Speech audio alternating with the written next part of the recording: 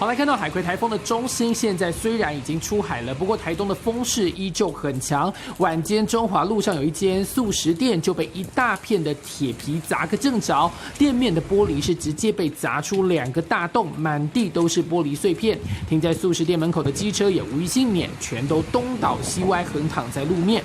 而其实稍早之前风势更为强劲，就连一台大型的货车也抵挡不了，直接被掀翻在路面。来看当时情况。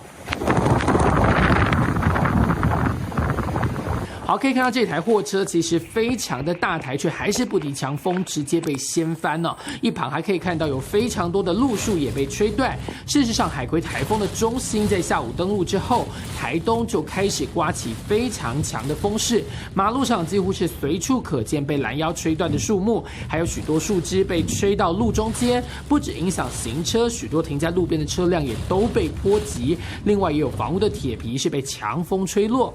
虽然现在台风的中心已经出海了，不过提醒民众，风雨可能还是会持续一段时间，依旧不能够掉以轻心。主播。